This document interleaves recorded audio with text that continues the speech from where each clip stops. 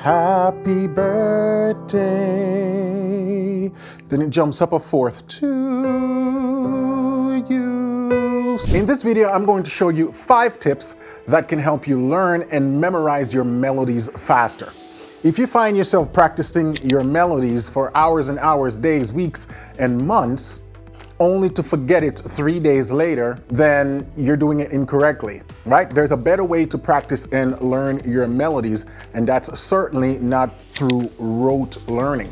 So today I'm going to break down 5 tips to help you learn and memorize your melodies faster, so stay tuned. Okay, so welcome back. Let's jump into it. First thing you need to know is that melodies are built on chord degrees and scale degrees. That's the most important thing. And so if you're not actively practicing your chords and your scales, that will limit your ability to be able to play and memorize melodies quicker. So if you need a PDF that covers all the different scales with the correct fingering, click in the link in the description and check that out. Let's jump into it. The first tip is to make sure that you understand the scale and the key that you're playing in before you can begin to play the melody, right? What if we're doing, say, happy birthday on the keyboard, right?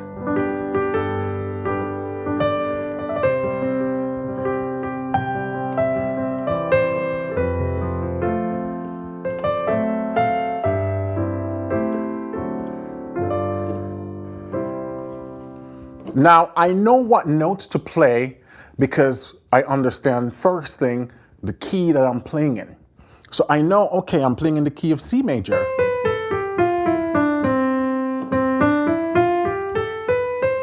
So I know that my happy birthday should be only playing white keys.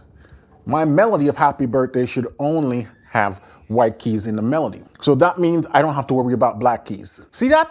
First tip. Once you know what key you're in, then you automatically know what notes shouldn't even be in the melody to begin with. What if I jump to another sort of obscure key, or not necessarily obscure, but a key that people don't really play in that much? Let's say D. First thing we have to identify is the scale of D major.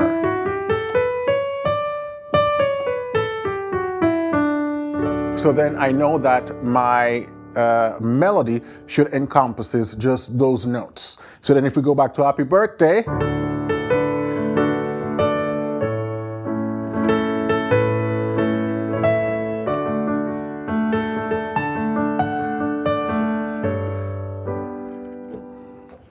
you see how I was able to transpose that easily with the correct melody without guessing? Now that takes us to step number 2 of how we can get this melody thing down.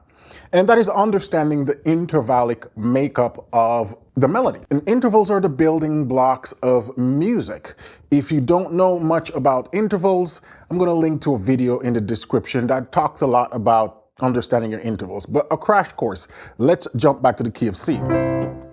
So we call from C to D a second, from C to E a third, C to F a fourth, C to G a fifth, C to A a sixth, C to B a seventh, and C to C an octave.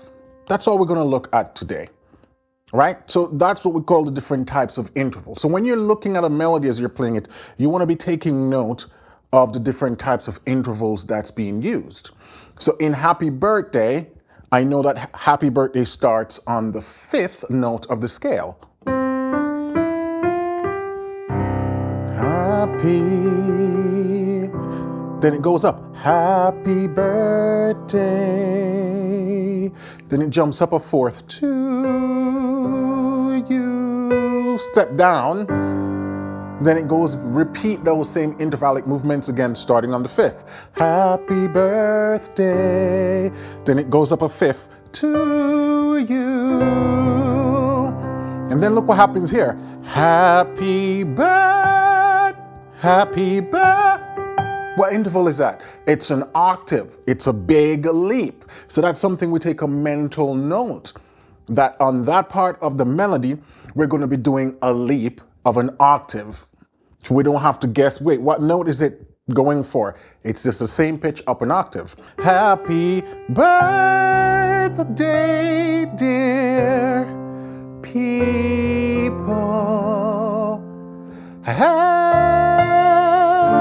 So I jump from here, then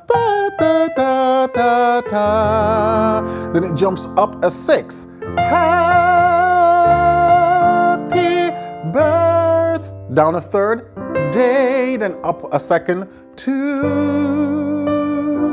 then down a second, you, or we call that down a step, up a step, right?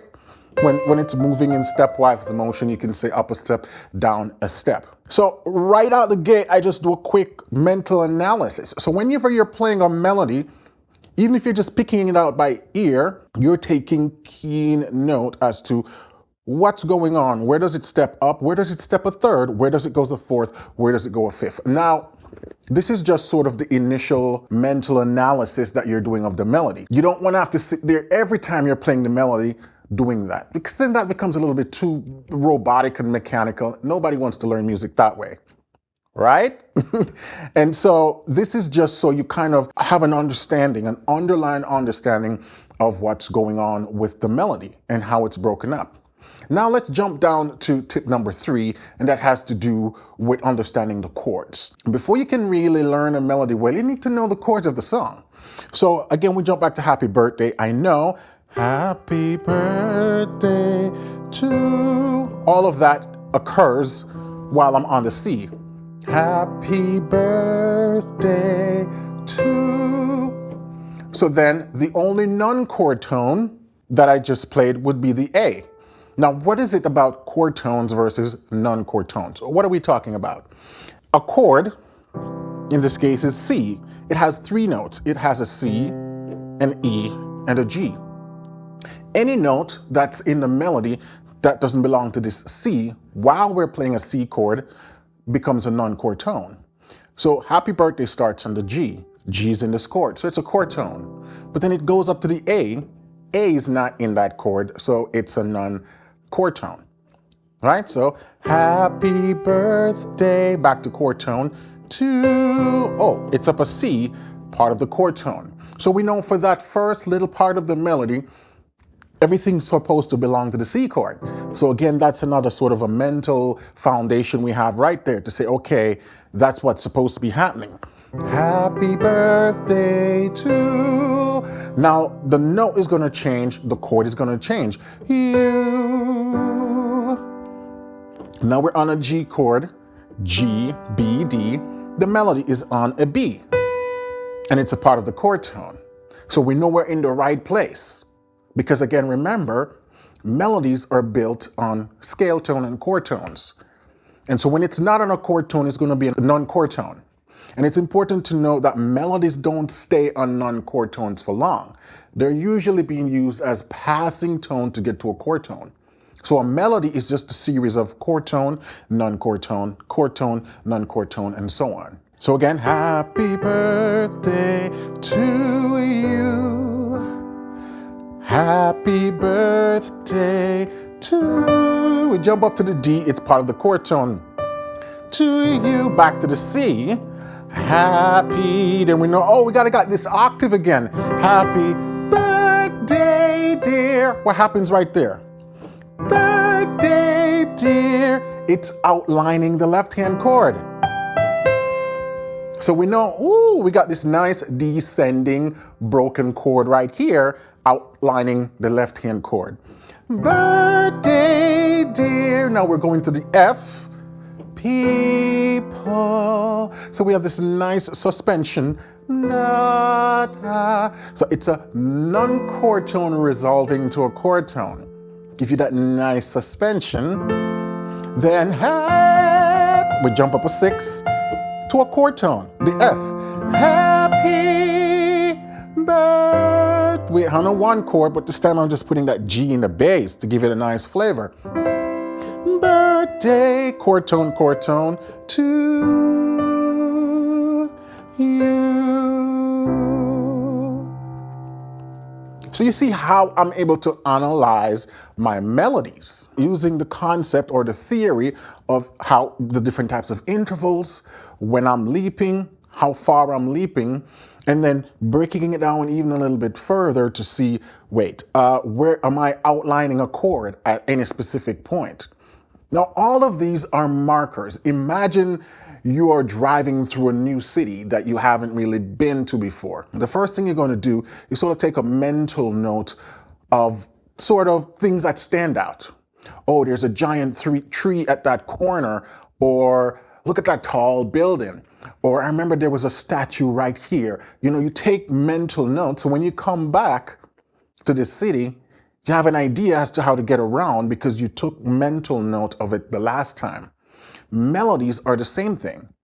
So when you're practicing a melody, you don't want to just blindly playing it, hoping that the finger or the muscle memory in the fingers memorize the melody, but intellectually or theoretically, you don't know what's going on. That's a bad idea, right? You want to know actively what's going on, taking mental notes, so that when you have to play that melody again, you have a strong chance of hitting the right notes. Another reason why this is important is when you have to transpose the key. Because oftentimes people learn melodies by just learning the notes themselves in the order. So they'll go G, G, A, G, C, B, and they sort of learn in that meticulous note order. But then once the key change, they're lost because they only learned the letter names. They didn't learn the relationship of those notes within the key. So now I can go to any key, F sharp. And because I have a mental note of what's going on, that, oh, the melody starts on the 5th degree of the scale. Step up, up a 4th, repeat. Whew. Then octave, outline chord. Then a nice suspension. Then we stay on the chord because we're going to play a chord tone.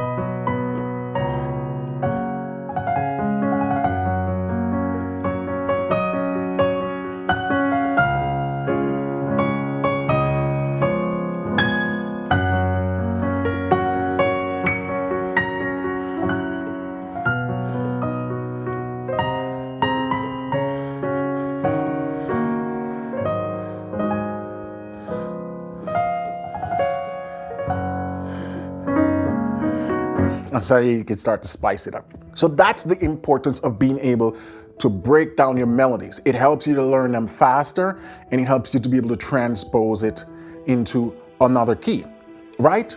Now you might say, Warren, how are you able to weave the melody with the chords like that? Now that's part of the process. When you know your melody that well, based on how it is structured, then it's easy for you then to start to weave that within the chord. However, if you want a video that goes deeper into being able to play chords with melody, check out this video right here. I talk about all the tips and tricks about playing chords with melody. All right? And again, don't forget to download your scale PDF. Scales are the building blocks of music. You can't do anything without it. And again, if you haven't hit that subscribe button and the notification bell, please do so you can be notified when we post new video, and little things like that also really does help the channel. My name is Warren McPherson, and if you're loving these content and you want to take your piano playing even further, check out pianolessonwithwarren.com, where I give you more in-depth courses, structured program to take your playing by ear to the next level. Have a blessed week and talk soon.